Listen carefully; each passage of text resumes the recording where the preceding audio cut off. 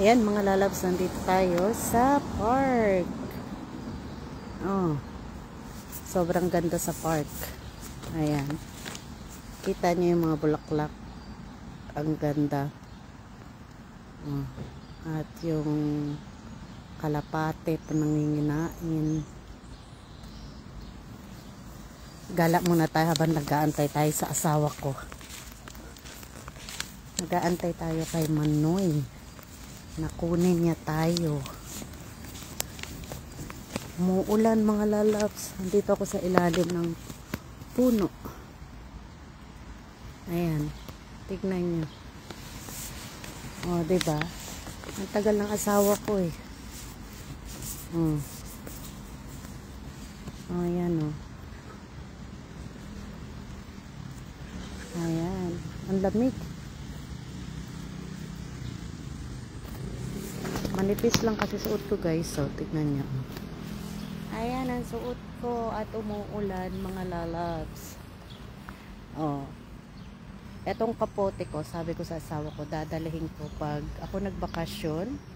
Swerte na mabibigyan ko nito na pamangkin ko before kami bumalik ng Norway. Pagbalik ko ng Norway, hindi ko na siya dadalhin kasi bibigay ko sa isa sa pamangkin ko. Ayan. Ganda ng kulay, di ba? Yellow. Ayan mga lalabs. Ayan. Tagal naman ni Mr. Cupido. Nasa na kaya siya? Ayan guys. Pwede ka mag-stay dito, magtambay-tambay dito sa park kapag meron kang, kapag mainit, kapag may araw. Magdala ka ng pagkain at inumin. Hello mate, kumusta? Kumusta mate Jacqueline? Ayan. Ang lamig. Grabe guys oh. Iyon yung simbahan ng Christian, pero hindi siya Christian siya. Sabay ganun eh no. Kumusta mate? May plaza rin dito guys kapag summer. Ngayon summer na kaya lang umuulan. Meron kapag may mga concert kunuhay. Ayan dyan sa plaza. Hindi ako pwede punta ron kasi baka may dumating na si Mr. Cupido. Tagal. Ayan mga lalabs. Ang daming ibon no, nanginginain. May mga ibon, ayan.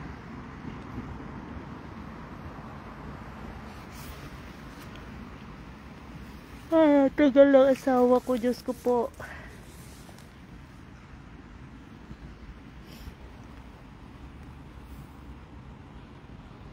May fountain doon. Kaya lang ayoko pumunta ron kasi nga baka biglang dumating si Mister. Magtatakbo na naman ako. Mr. Cupido. Tagal dumating eh.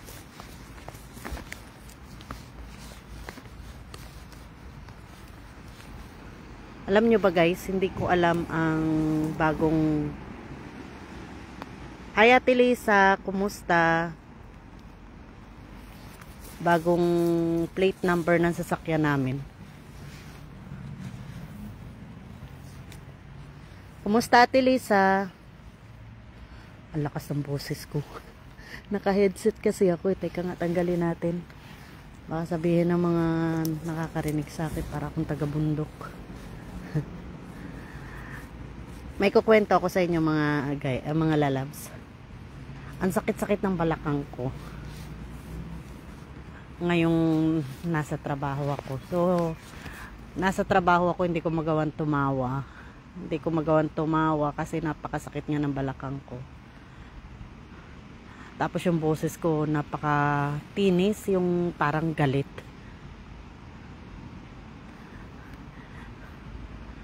Kapag ka may nararamdaman kang sakit, no, hindi mo magawang tumawa.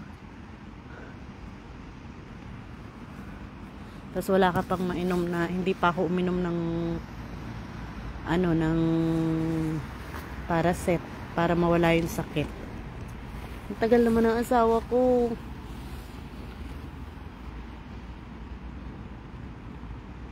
Pero free ako bukas, so makakapag ako bukas. Kapag gala at magkuha ng maraming content kung saan nakakahuyan tayo gumala bukas. Baka maghanap tayo bukas ng mga mushroom. Kasi meron na raw mushroom ngayon eh. So, maghahanap tayo ng mushroom bukas. Kasi basta ganitong panayang ulan, may mga mushroom na nagtutubuan. Pero hindi pa raw masyadong marami yung edible.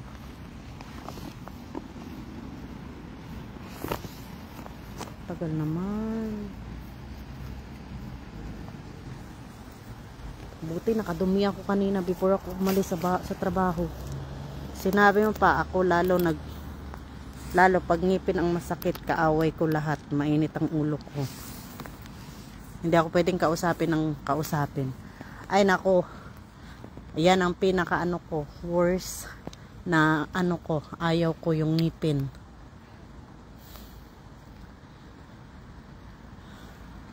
Masakit yung balakang ko eh.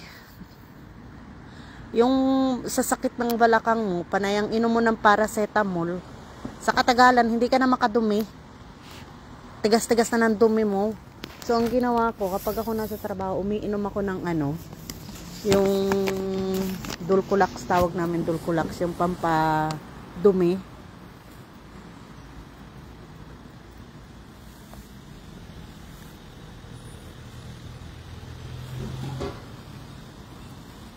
Kakainom ko kasi ng Paracet, wala na, hindi ako makadumi.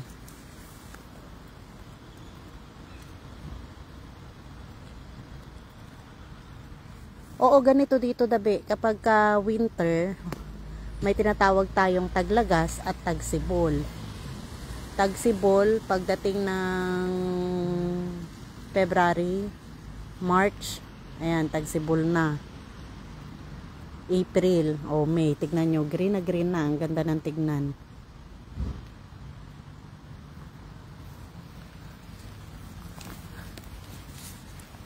Kahit anong gawing hilot dabi, parang meron ugat na sa balakang ko, kaya masakit. Kakalaro ko kasi sa mga apo ko, kaya yan, kung anong gapang ng mga apo ko, siya ring gapang ko, adi wala na, matanda na talaga ang lola. Tagal naman ito, puting unggoy.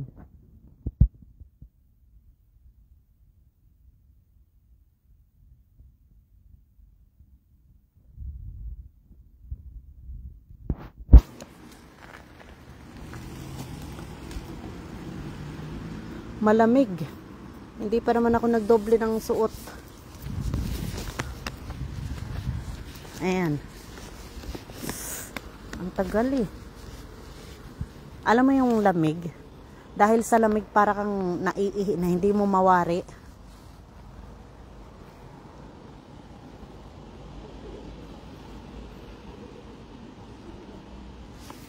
So sobrang tagal.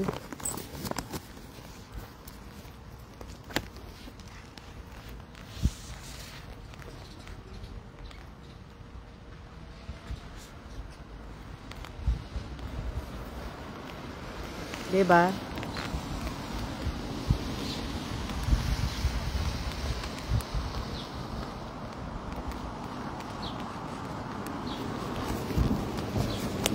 Sana all. Escort na lang. Dugaya ba, uy?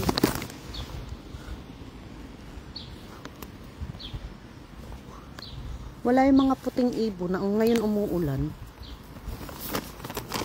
Dapat nandito sila eh. Oh. Wala pa rin si asawa. Ang sarap matulog ngayon na umuulan.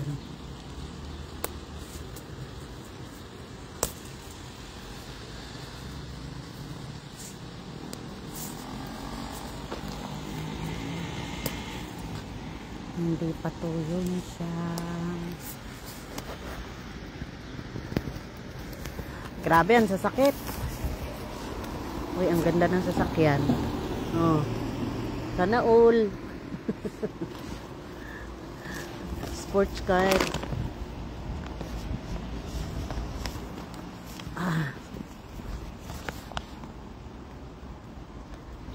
Kati, ng kati.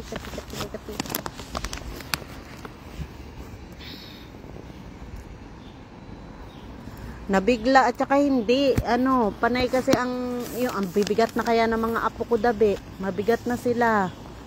Hindi na kayong anak ko nga, naawa ako sa anak ko kasi nagrereklamo siya na masasakit daw yung mga braso niya.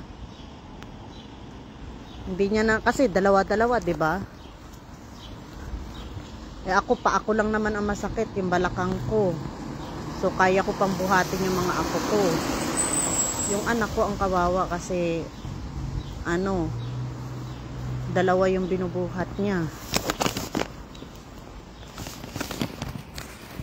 Christina, eto tignan mo Eto siya, yung pinakamaliit niya. Pwede siyang gawing jelly. Masarap to siya. Ito.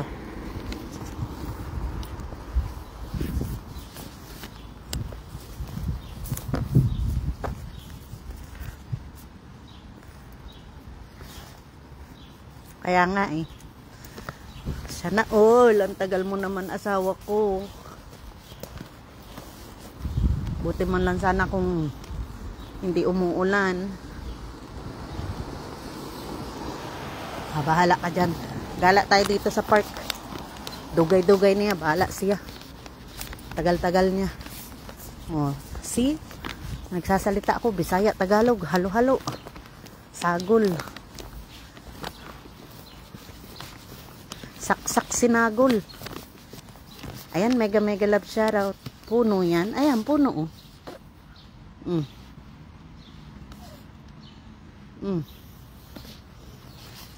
Ayan ang puno. Natakot ako kanina punta rito kasi nga may nakatayo na mama. May nakaiwan ng jacket. Nay, jacket plastic bag. Wala ka diya puting ungguya ka doon. Tagal-tagal mo. Lavender. Ang ganda ng lavender. Ang bango-bango niyan. Sobrang bango.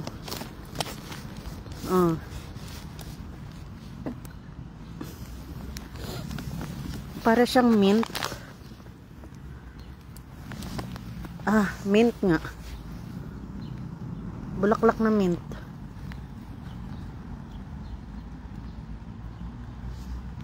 Bulaklak siya ng mint, dabe. Alam ko naman hindi ka nakakaintindi ng Bisaya Ako nakakaintindi ng Bisaya, Bicol, Ilonggo, Waray. Iba talaga kapag gala. Ang dami mong maintindihan na salita.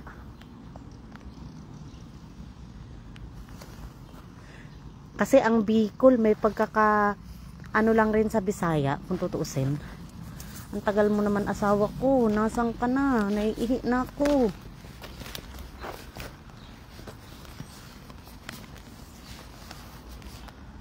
Maluoy ka in town.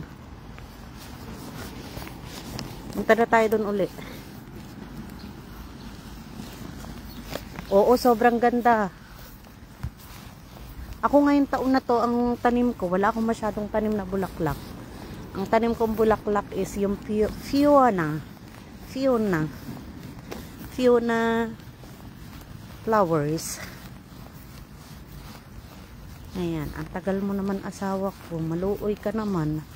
Naiihi na ako. Tagal niya. Buti man lang sana kung pwedeng merong maiihian dito. Tagal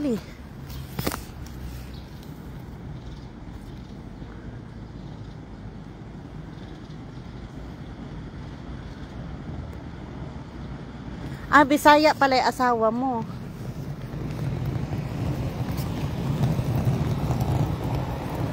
Tagal. Nasaan ka na? Kati ng ulo ko.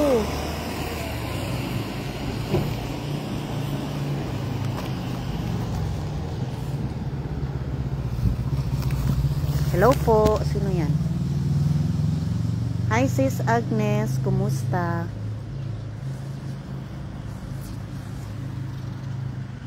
Ang tagal ng asawa ko. Diyos ko po, ang lamig. Ayan, ang ganda ng lugar. Green na green.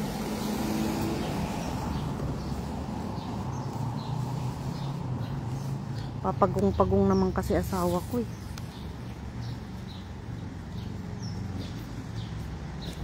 Ah, waray. Ang waray kasi at ang Ormoc, ano lang eh. Kumbaga, kasi 'di ba nga nakatira ako sa Ormoc dati. Nakatira ako sa Cebu. So, hindi na ako mabebenta ng mga Bisaya. Bicol, nakakaintindi ako, pero ano, ayun ang asawa ko. Pero nakakaintindi ako ng Bicol, pero ano siya, konti.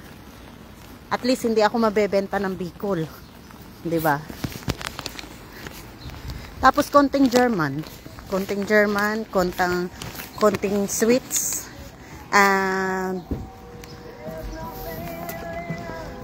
Agoy, sige na, babay na. Nagpa-music man si Lolo.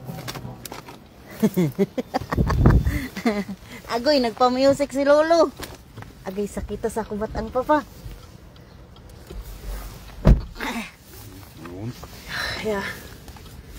Och så motiser vet du. Son. Oh, maganda siya kapag ka green na green na. Lalo na kapag ka mainit, ang daming ibon. Ayan na, nandito na kami.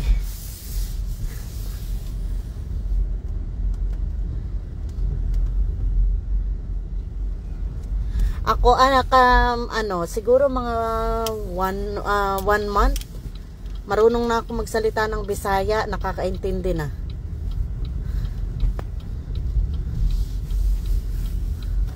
Kasi mahilig ako makihalubilo eh. Tsaka nagtatanong-tanong ako.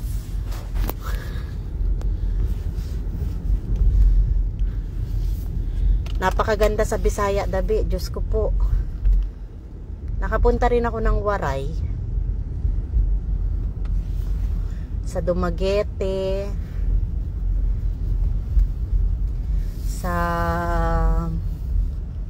Ang ganda ng sakyanan pa po. Cebu. Tignan nyo ang ganda ng sasakyan. Ang liit. Toyota. Ayan o. Ang ganda. Ang liit. Bagay sa akin yan pa. De pasa ko may. Toyota Mirai. Ang liit niya Ayan. Sikkert importert fra Japan. Bagay sa akin yan. Maliit.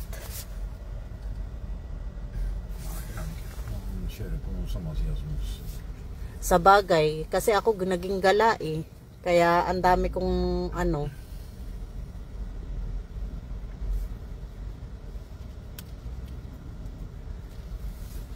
nakarating ka lang dyan sa Halahala. Kasi nga, taga dyan tatay mo. So, pure Tagalog. Sila Manong naman, Manong Waray, lolo mo, sa side ni nanay mo, Waray.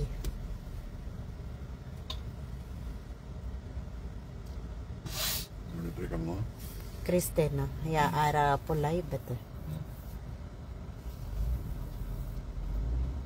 Dead or Alive. Dead or Alive.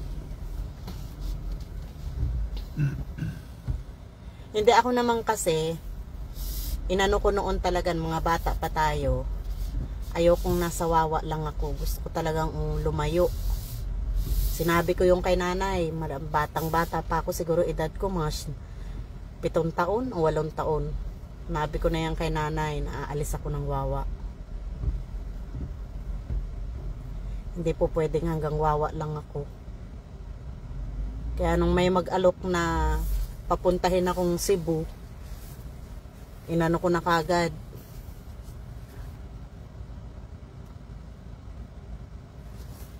Ako pinakarating ako ng Kawarayan. Hindi nila ako maano kasi naiintindihan ko.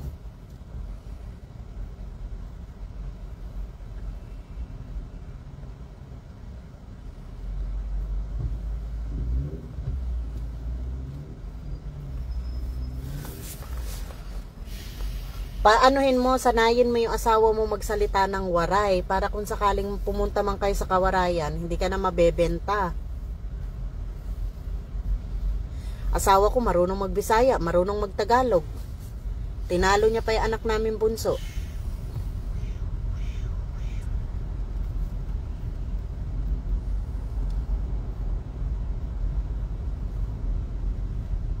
Ayan, thank you sa 4 na mata. Mag-type naman kayo mga lalabs. Pero ang ano talaga na ano no, ang gusto ko talagang salita Ilonggo. Kasi kahit anong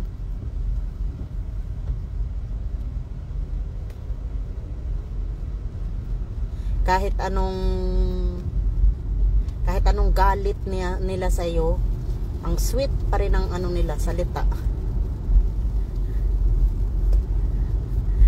Alala ko yung naging boyfriend ko dating Ilonggo eh. Sa galit niya, matatawa na lang siya sa akin. Paano? Kahit anong galit niya, puro lang ako kalokohan. Tatanungin ko pa na, galit ka na talaga? Kaya yung galit niya, nawawala na lang. Dahil sa kalokohan ko. Kami kasi sis, bawal.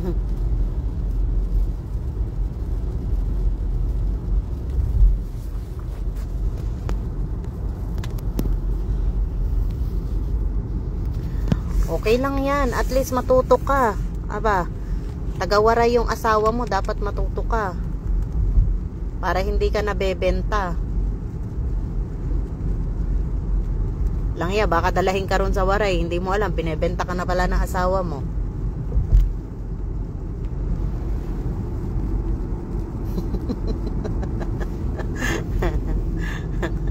Loko yung asawa ko. Röd pricka på näsan. Varför det? Yung sasakyan namin, kapag tumingin yung asawa ko dito sa kaliwa, tumutunog. Kapag tumingin sa kanan, tumutunog. Nagbibigay ng signal. Tapos kapag naghikab yung asawa ko, magbibigay na ng signal yung sasakyan, sasabihin na kailangan magpahinga.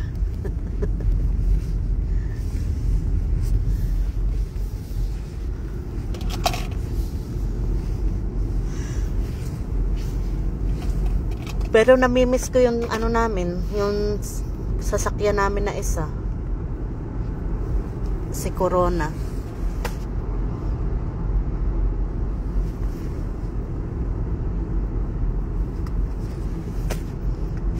Si Mercedes, namimiss ko. Oh, may pangalan siya ha, Mercedes, tapos Corona ang family name. Mercedes Corona.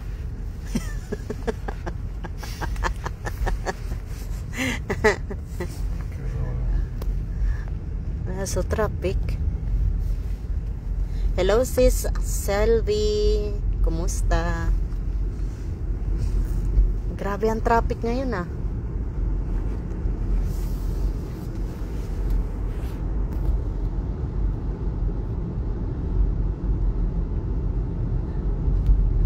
Oo ah. Hindi, ang mas maganda nga kasi yun, dapat nakikipaghalubilo ka. Kahit na hindi ka magsalita, basta makipaghalubilo ka lang. At least natututo ka kung bawat ano nila, bawat ano ba to? Bawat buka ng bibig nila, magsalita sila, may unti-unti makakaintindi ka.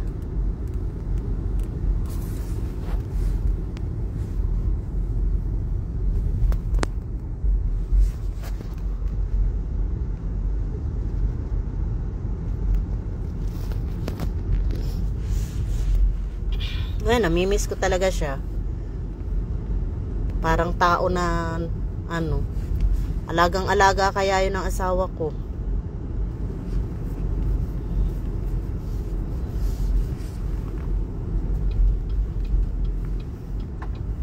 Pag ako nakakakita ng katulad niya na sasakyan, napapalingon ako.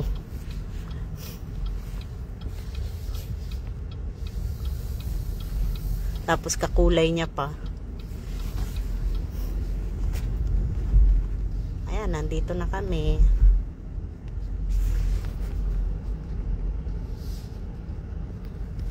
Parang yung mga anak ni Ate Lenlen. Uwi kami ng mga anak ko. Mga maliliit pa to mga anak ko galing Bisaya. Umuwi kami sa Montalban. Mga anak ni Ate Lenlen nagrereklamo, puro daw Bisaya, Bisaya, Bisaya. Eh yung mga anak ko, lalo na yung pangalawa kong anak, hindi marunong magtagalog. Bisaya lang talaga siya. Pilipit yung dila niya kapag nagtatagalog.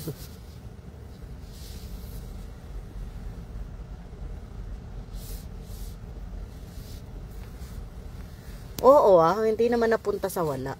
Kasi nga, kung hindi namin binenta siya, kung tatagal pa, mura na lang namin maibebenta kung nag-antay pa kami ng ilang taon.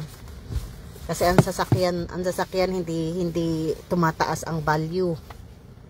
Hindi katulad ng lupa at bahay at alahas. Tumataas ang value. Kaya kaguti post.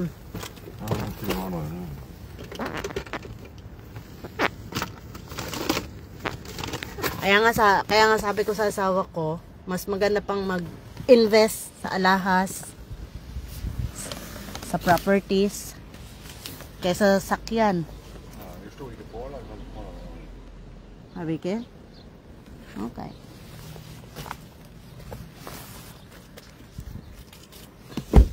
Kaya asawa ko hindi nagre-reklamo sa akin kapag walang natitira sa sweldo ko kasi nga puro ako si alahas. At least sa isang taon makabili man lang ako ng alas isang piraso. 'Di ba?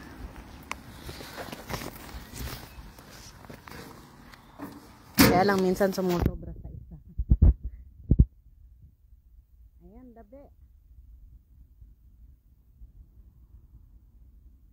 Oo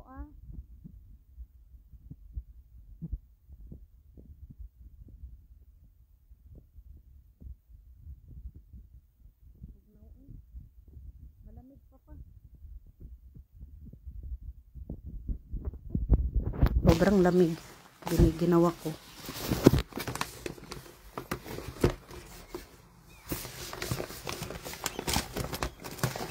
Pasensya na magulo ang camera ko. Nakuha ko yung susi sa bag.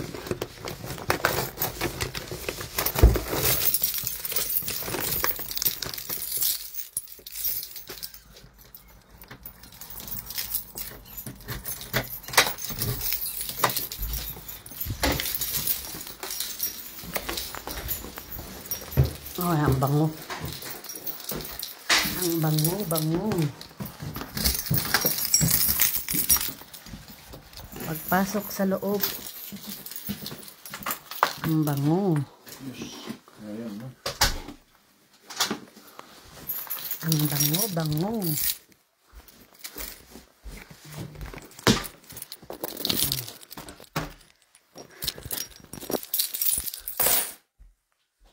Ayan. Labas tayo sa basement. Sa balkon. Ang taas na ng ano ko, patatas ko na itinanim sa sako. Magsisiksikan yung laman nito. Tignan mo, diba ang taas na?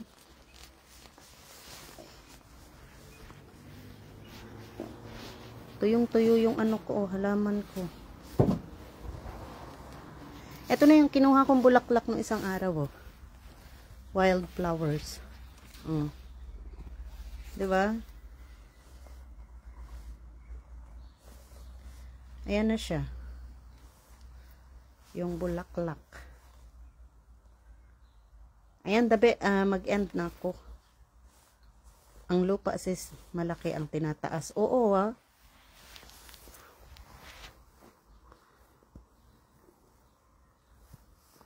tubo na, oh. Meron na siyang ugat.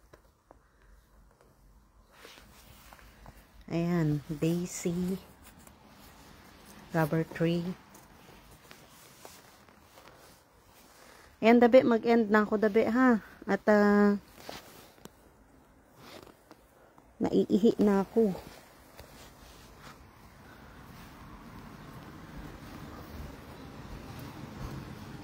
Yung strawberry ko, oh, may bunga na. Ayan, oh.